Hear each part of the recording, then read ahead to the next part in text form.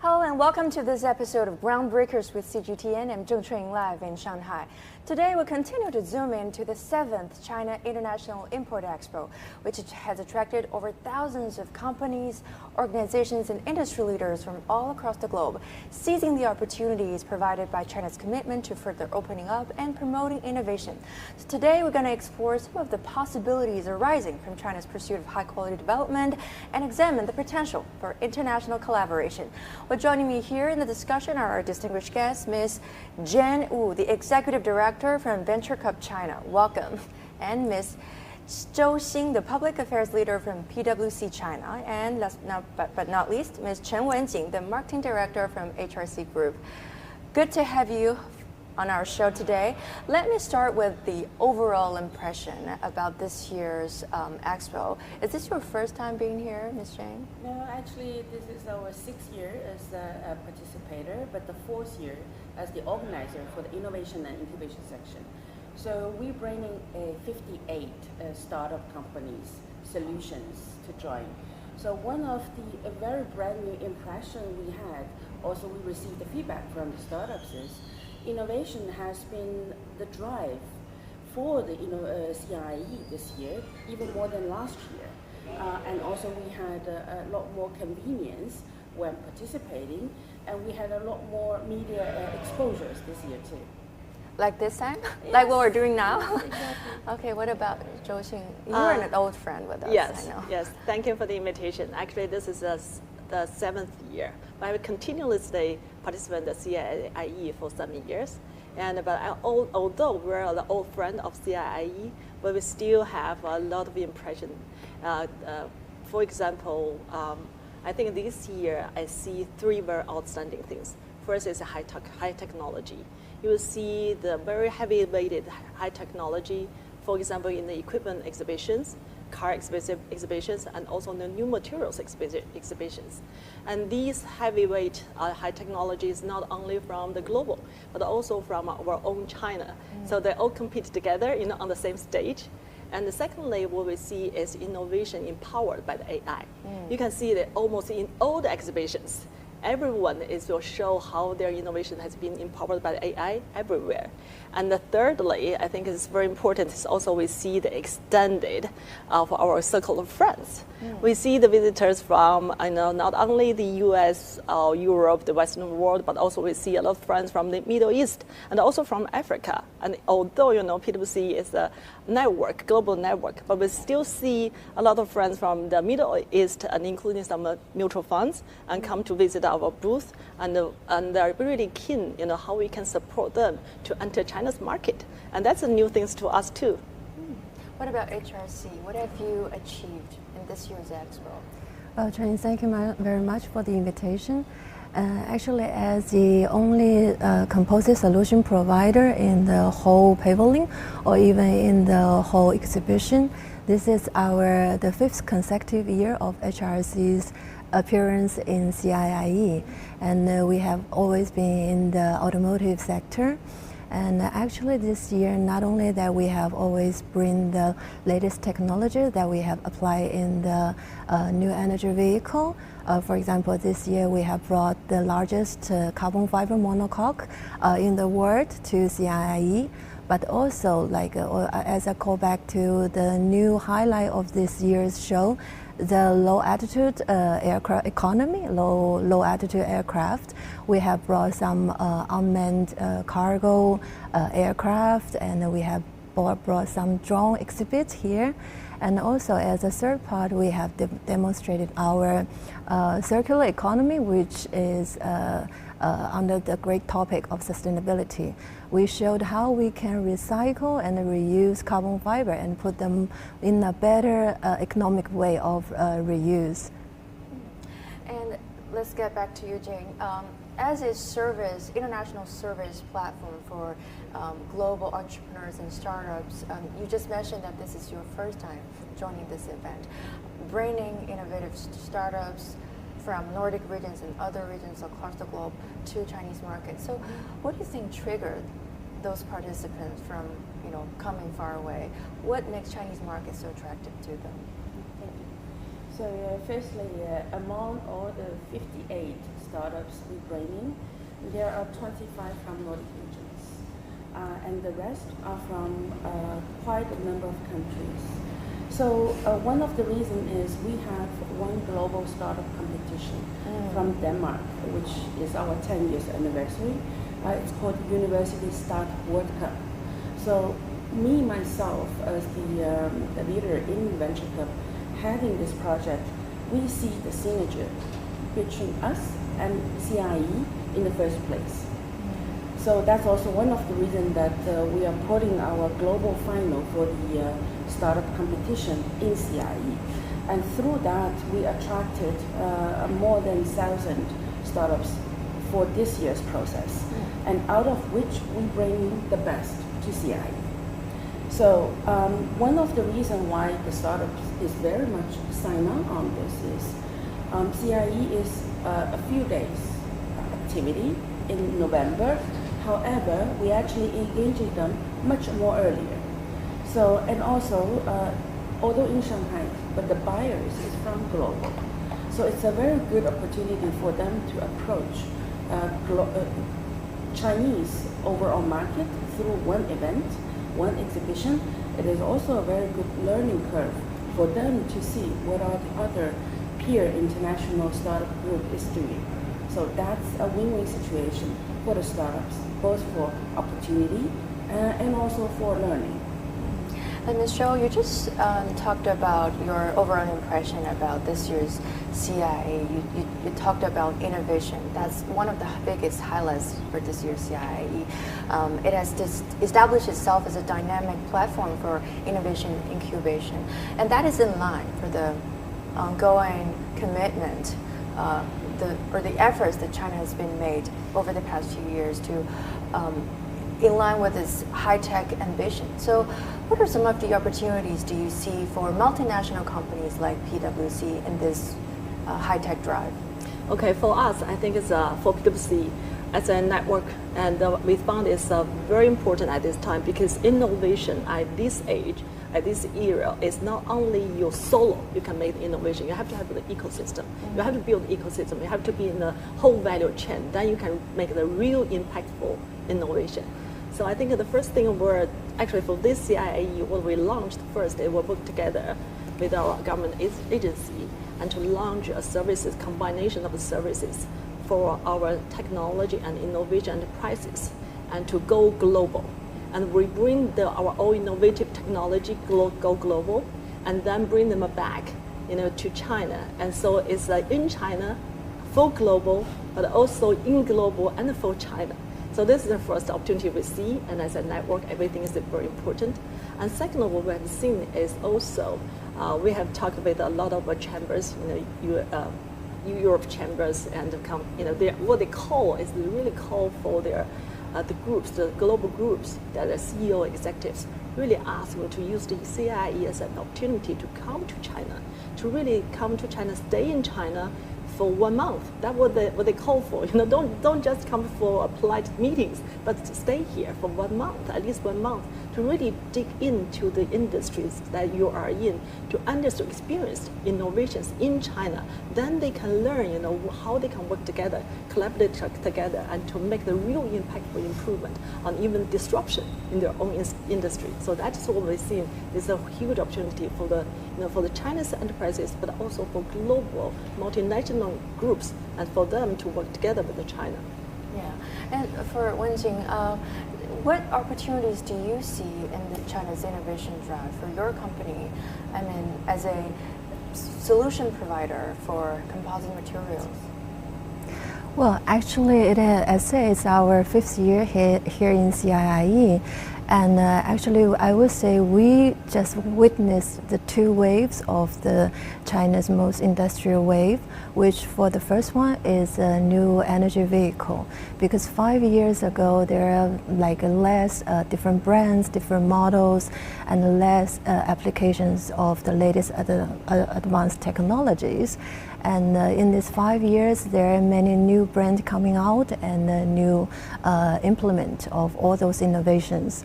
And now I noticed that from the last year, there are like different aircrafts showing off in the automotive sector. And this year, as along with a new policy for promoting the low altitude aircraft, there are more exhibitors coming with their latest technologies. And that's inspiring news in general for solution provider as a HRC especially, because our intention, like our purpose with the Chinese market at the very beginning is to bring the latest technology for composite processing and composite innovations, and try to make the mass applications of them to help promoting the purpose of lightweighting or performance improvement. So our existence or our show in the CIIE is just a perfect example of we go along together, grow along together with the Chinese market. Sounds very exciting. And Wenjin just talked about China's booming NEV market. I think the success of China's new energy vehicle industry wouldn't have been possible without the Chinese government's support. As part of the efforts to achieve the innovation goal, we noticed that the Chinese government has implemented a series of measures to promote entrepreneurship and innovation, which provide support for the venture capital industry, encouraging social funds to invest in China's startups and to become what's so-called patient capital. So what possibilities could China's startup ecosystem empower the overseas companies from your point of view? Well, I think this is a new area that the global market actually is aware about, because China is not only a very important player in value chain, but also a lot of disruptive solution was implemented through our value chain.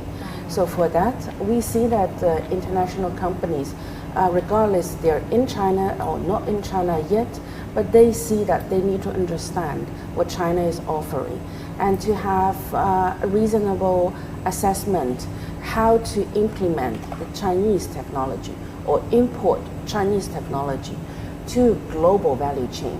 And this is also very interesting signal we see in the Nordic countries, because you know Nordic is famous for sustainability, green-centric, and we have the early adoption for wind powers, all these renewable solutions, but many of which in that sector depending on China's value chain. So that's one of the very good example when China innovation actually supporting Nordic in green transition and also green value chain building. And as what Jane had just mentioned, the high quality development really provides possibilities and opportunities for overseas enterprises and for multinational companies as well. And talking about doing business in China, one of the biggest hot discussed topic is the business environment, and Chinese government has been emphasizing its commitment to improving business environment over the past few years. So from your observation, what has been done? What do you make of the achievements or progress that have been made in this sector, and what more needs to be done? Yeah, well, World Bank to assess the business environment. Now they have basically three criteria. One is the legal and the laws, the regulations, and the second is effectiveness, and the third is services. So from these three perspectives, because PwC will also have a lot of opportunities to support the different provincial governments and to improve their legals, regulations, and the business environment. We have seen that our governments are so eager to not only improve their business environments, but also want to be aligned with the leading business environments in the rest of the world. They always ask us, how we can compete with the others, how we can be aligned or even over, above the other leading countries or leading cities in the other world that they attract a lot of business there. So this is the first one. Actually, we have seen, in a lot of our either provincial provinces or cities, actually we have seen the legals or rules are really pretty much at a very leading standards, and so this is, we have no doubt. And the second is effectiveness, and because China is really good at the digitalize of social services, and almost every government when we met, they all focus on investing in digitalize their services, called public services. So we have seen a huge improvement, but because they have digitalized their public services. So we have seen the huge improvement, almost still also the leading on the effectiveness of our business environment. And the third is services. But we have to admit, on the services side, there is a little bit, what we call the temperature differences, the feeling. And because from the government side, they are eager, because they have set up a very good regulations and to make the doing business easier in the cities or provinces, and they have improved the effectiveness. So they really, want to provide the services to let the market players in the city or in the province to feel this, improvement of the business environment. But actually, how to implement it, and then we can feel, the eagerness of the government or government agencies, but also we can feel that a lot of enterprises, especially the small to medium enterprises, they still not feel this kind of improvement because it's pretty difficult to find the policies, especially if you're small to medium enterprises. You don't really have time, to understand what is going to new policies being newly released and how they may benefit your business. You don't really have this kind of time to really focus on that. You may only focus on struggling your own business to make profit on your own business. So that is kind of what we see, and also we also see some at the working level, when they implement policies, there's still, there's a little gap, how they implement policies. So that's where we feel what they call the temperature gap between the government and enterprises, market players. So I think it's important, especially for the intermediates, and how we can play our roles to mitigate this gap. To really, because there are policies, that's what the government really want to push out to the market, and how, as intermediates, we can play the role and really let these policies to benefit the market players and to overall improve our real business environment. Because business environment, we always think is the things on the government, but actually not. It's an ecosystem. Everyone, the big enterprises, and in small to media enterprises, they all play their own role to improve the whole overall business environment. So I think it's very important still thinking about it as a whole picture, the ecosystem. Don't only think of the business environment is the only things government that role. To the government role. Every organization in the society has a role to play, and even for the media. Yeah. It sounds like our mission. Yeah, it sounds like our mission to at least provide an access for foreign business to get a better understanding about what's going on in the Chinese market and the Chinese government's intention to improve the business, right? Wenjin, we know that HRC over the past few years, I noticed that your company has been expanding your global footprint. For example, you have been joining hands with many multinational companies, including Airbus, Composite, etc. So what does your company have to offer in the global high-tech manufacturing industry, which is a really high-tech driven industry? So when we're talking about composite, we are talking about not just like the only processing part of composite forming, because composites start from engineering, from like intermediate material development, and there's a long consequence following by, and until now we are also focusing on recycle and reuse. So what's special about HRC and what we are offering more than other similar companies, that we are offering end-to-end life cycle service. That means we can start from the material development and we walk through our clients through the engineering part, which actually is, it has very high barrier in that sector. And actually that's why we bought the engineering company in UK back in year 2018. And of course, our main manufacturing is here in China. But somehow this year at the beginning, we also have like another Italian company, which will be in charge of the part development, prototyping, and small batch production there in in Europe. As say, because now it's also a common understanding that the production should be local for local as an obvious reason for that. And I say, like the one very special part is our ambition and our vision with recycling, with the sustainability, because for a long time the recycle of carbon fiber has been an issue for many OEMs. Means, for example, Airbus, Boeing, all those aircraft manufacturers, the problem is not only that you have to recycle them, but how can you make a good use of all those waste, and how can you recycle them at an affordable cost, and then maybe even make money out of the new product. And I think for sure that is where innovation kicks in, because you have to be innovative in the recycling technology, and still you have to be very creative in the mindset. It's like how can you create a better form of a new product. And with that mentality, that we have come up with new forms of how can we put the carbon fiber waste into a better product form. And with all those business idea, or with all those visions, we came up with a strategic collaboration with Airbus 2 months ago, that they totally agree with what we have done here. And now HRC is in charge of recycling the retired Airbus vehicle here in China, and put them into better use, and to reduce the carbon footprint as much as possible.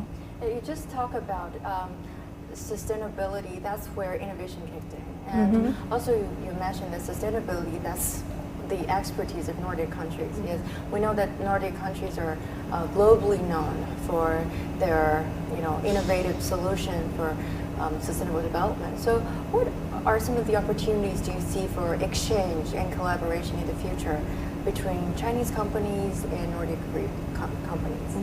Thank you. So Nordic companies are usually born with a global perspective, because from the very beginning we know the market size in Nordic is very limited. So with that in the nature, this provides a very easy collaborating mindset that Nordic want to go global, and we have to be global. So, and also in green perspective, because Nordic started the green transition a few years or even a few decades ago, from not only industry applications, but also on basic researches. So I think there are 3 areas we see there's a very strong collaboration vehicles between China and the Nordics. First is on value chain. We complete each other, basically. That the Chinese solution and innovation solution could very much effectively lower the cost, improve the efficiency, and also get inspired from the Chinese solutions. And second is on actually research and education basis, because we have a triple helix model in Denmark and also in most of the Nordic countries, which means even when we start a national mission, national direction, for instance in green transportation, that really means the government, the universities, and the industry players, the large companies, SMEs, these 3 parties work together from the very beginning. And that's a model I think many of the Chinese innovation ecosystem is adopting already. But there is a multiple effect that you can make if you even putting these 2 sides together. So which means, how can we support the Nordic government, Chinese government, Nordic university, Chinese university, Nordic company, Chinese company, these 6 parties to work exactly connecting them and also helping them to speak the same language. We were just having, I feel very much the same on the temperature gap. I think in the international innovation ecosystem, we have a last mile gap on both ends, which means we need to help the Nordic companies, government, institutions knows, although there is a last mile gap, how can we come in to help them to mitigate that or to help them to understand that from the very beginning. Same thing for the Chinese side. All the three helix part goes to Nordic. We have new regulations in Europe recently. You have to already notice, especially in the green transition side. But usually when green transition happens, when regulation happens, this is also new business happens. But on the Chinese side, how to help all the parties to understand what is the new requirement now, what is the new approach now, what is the new way of working together now. I think these are much efficiently to bringing these working together. And the third one, I think, is really on communication. At the end, communication is key. And how can we leverage and utilize large national platforms as a gateway for both, to see each other, to meet each other, and also consistently finding the new area of working. So during this CIIE time, we had our 5th year's Sino-Nordic Sustainable Cooperation Forum. And on the round table, we invited 5 Nordic countries together to put through what's my focus, what's my challenges. And after that, very surprisingly, we see there's a strong demand for Nordics to working together towards China. And we see a trend from health to green, and maybe next year potentially to maritime. So that's how the communication brings the unexpected power. So I see these can work very good in the same time for the both parties, the Nordic side and Chinese side. Great, thanks for your insights. And let's turn to you, Ms. Zhou. We've talked about how what kind of role that innovation has to play in achieving sustainable goal in green development. But when it comes to auditing sector, I'm wondering how has been innovation or high technology influencing this sector? Yeah, I think the AI, we have to admit it, AI impact or disrupt all the industries, of course, including the audit. And especially actually, if you look at the audit, I have to look at our client side because we're not making up the financial statements. It's our client, their system to come up with the financial statements. So what I've seen, especially almost all of our clients, the big clients, of course, they have already digitalized their system. So basically, there are very, very few manual treatment on their accounting. And it's basically all treated by the system. And also now they have implemented with some of the with our support because all these kind of accounting firms, all the consulting firms actually support a lot of clients to digitalize their processing of the accounting. So that means it's almost automated. And from our side as an auditor, and how we can be catch up, with our clients' speed. Because if you just use the traditional sampling, it's not enough. It's totally not enough. And you have to understand the system, and you have to understand to get to understand how do you get a complete data from the system, and how you assess the accuracies and the fairness of the treatment of the data. And so for our side, actually, we have been working in PwC in the past several years. We have been working together with our outside vendor, work together, and to see how we can automate our own audit methodology. We have made certain achievements, but actually we still see there was a disruption because of the Gen AI. And so on that side, we have to say during that progress, we fail. You have to fail quickly because last year the technology we used may be out of date this year. So that means you have to upgrade your solution very quickly. So that means that you may have to waste sometimes and some cost, of course, with the money, but that's a must, because you have to, the world has changed so quickly. And being an auditor, our role is to build a trust for our shareholders, for the society. So if you want to build a trust, then you have to make sure that the technology on our side can fully match on our client side, and to ensure that we can capture the insights of the data and to provide the fair and true opinion on our clients' financial statements that a lot of are developed by the system and with a lot of the input by the AI. I think that makes talent skill more challenging, isn't it? Yes, quite right. Right. Yeah, that's also our own strategy. We're talking about what kind of talents we look forward.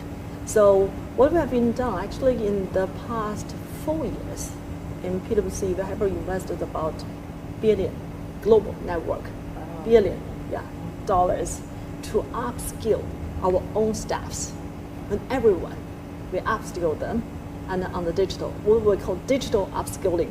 We have a lot of training materials, not only training materials. At the beginning, we basically give everyone an examination assessment on what we call the digital IQ.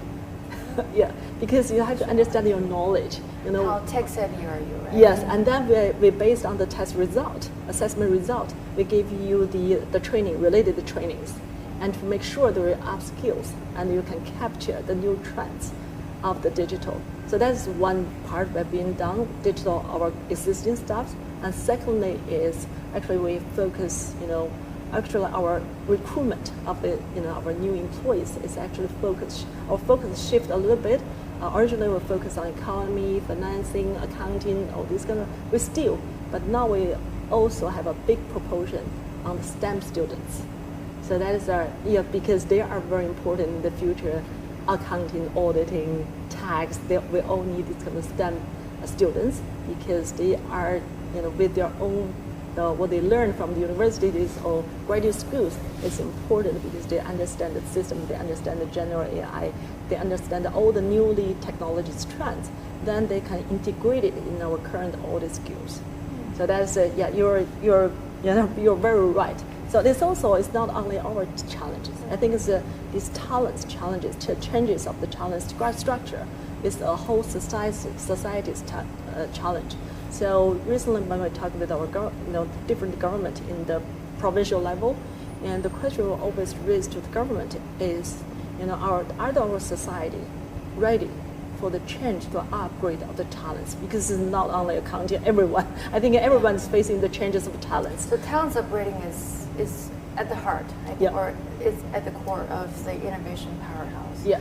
Right. So for HRC Group, what have you been done to skill and retain the high-tech talents? Because your industry is exactly a high-tech driven industry. Exactly, and as said, we have engineers coming from Germany, from UK, that they not only come here for short traveling, for business travel, but they became resident in Suzhou area in our facility there. And talking about retain the talent, I think one basic is above all those different necessity from different group of people, I think the fundamental thing is to create a respectful and a fair environment for everybody, especially because we are a high-tech company, but we are still manufacturing industry. And I think that's a universal understanding, and that's very necessary to do. So in that sense, the HR department is doing a lot of work trying to create different channels, communication channels, so that people can be heard and people are there to voice out. I think that's one very important thing to do at the very beginning.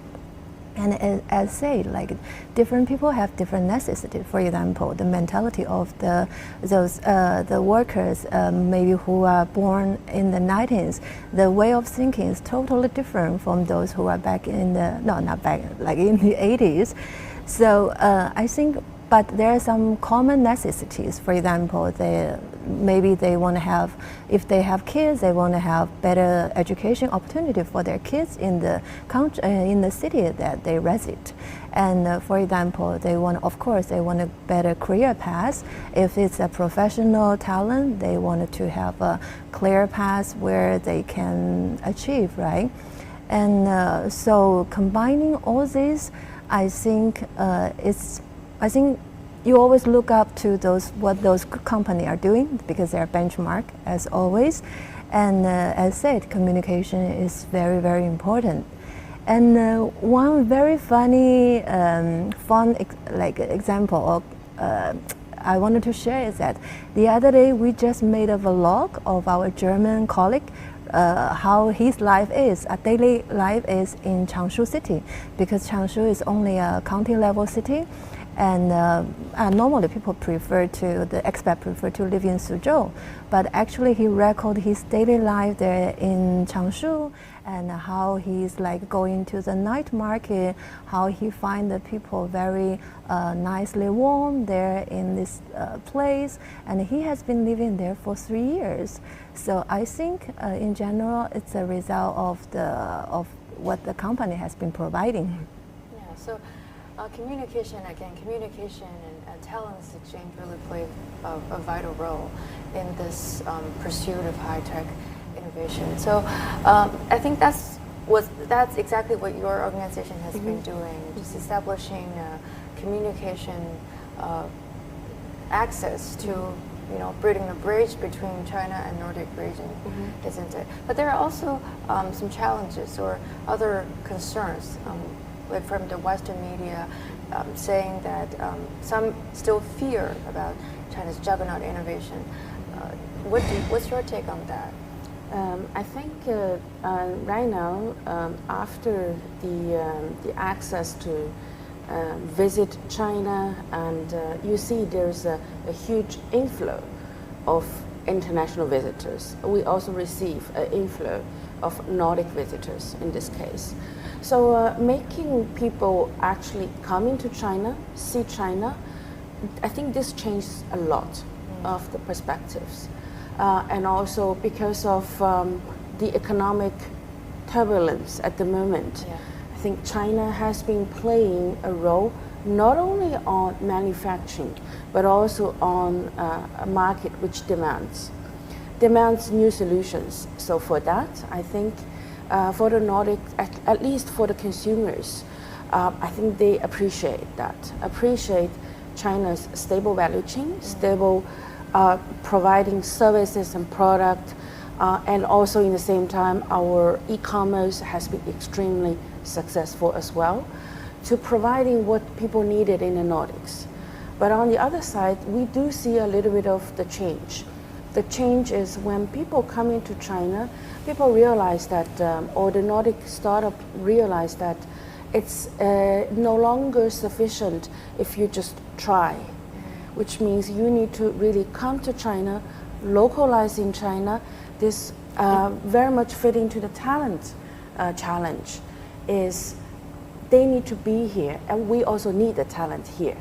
So for that, I think it's a nice coincidence. But the gap or the challenge starting from there, because inviting or importing company to invest in China is level A difficulties, but bringing talent from abroad, from Nordics to China is level 5 at least challenges. So there's much more service needed. There's much more really understanding what's their challenge, what they need. Not only from the business perspective, but also from a culture perspective. So I think that's the pros and cons for having more Nordic talent to come into China, but a much higher demand for the quality of what we can help them to settle in, to expand. I think these are if we can fix that, it's a mutual benefit for both. And also I see that some of the turbulence is also coming from and not being able to carry out joint projects.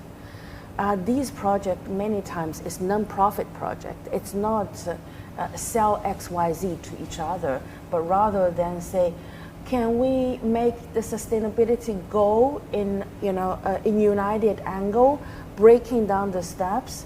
Because in Nordic we have a term called cluster. So we cluster many things. We have robotic cluster, green cluster, culture, tourism. So this cluster is a relatively new concept we felt towards the China ecosystem. So that's something which maybe we can use as a new vehicle to helping to mitigate these misunderstanding, to accelerate the ecosystem collaboration, and for which we are going to do a lot more on the environmental cluster in the coming years. You just talked about the huge demand for high-tech talent or so-called high-quality talent, but there's also concerns that one of the possible net impact of high-tech innovation is that there might be some possible job displacements coming from that push. We might lose jobs coming from the artificial intelligence and other high-tech innovations. What's your take on that, Ms. Zhou? Actually, we every year we basically come up with a survey about the employment, and based on the, of course, we have to say the high technology and also AI will replace some some position. We say may replace some position, but AI robot will not replace the employment. That's the difference. So generally speaking, in a big picture, it's not a challenge. It's not a challenge, yeah, because I think first of all we need to think about, because we're still human beings, and there are certain things that cannot be replaced by the robot, by the AI, because we still need interaction, and we still need to see each other. We need to experience, and even if talking about the innovation, we just mentioned about you have to come to China. You have to experience, not just come here for certain meetings. You have to experience, stay here, and even stay in Changshu. You can experience it. So this is important, and certain things cannot really be replaced by the AI. It can only be done by human beings, and also because of the AI, actually they created more positions. They replace certain positions, but they create other positions. And also out of the, if out of the industry, certain industry or out of one company, they also create more jobs in the society that we have never expected, like KOL. No one expects that KOL will become an employment, a very important position for people to to become a KOL, become the whole career. So that's the out of if you go back to 10 years ago, if you say I want to become a KOL, the people don't think it's a career, but now it's a very important career. So that is we see the change of the world, and actually why we have the KOL, because we have the blog, we have the TikTok, we have all these kind of things that support them to get these new positions. So that's why we say, okay, AI or robot will replace certain positions, but will not replace the employment. So what I understand is that, like I just said, it's not a challenge. Generally speaking, it's not a challenge because it's just a common fact, common results coming from this whole trend when this whole society is evolving. Just like the traditional phones have been replaced by smartphones, and that's it. That's why we need more talent. That's why we need more strategies to upgrade our talents. And Jing just talked about we are living, the global situation is turbulent. We are living in a turbulent economic circle. So what do you think, what kind of role do you think innovation or high tech is playing in this amid the global uncertainty economically and politically? Anyone? Well, I think at the end, the only thing that outstands and that could be leading in another generation is a good product. A good product not only means it takes more than just innovation. It's also about branding, and then it's a lot linked to the culture, the globalization, and also like respect of different cultural background. And I think so that's something it will always work. All right, so thanks for your insights. We really appreciate it. All right, that would do it for this edition of Groundbreakers with CGTN. I'm Zheng Chunying live in Shanghai. We'll see you next time. Bye for now.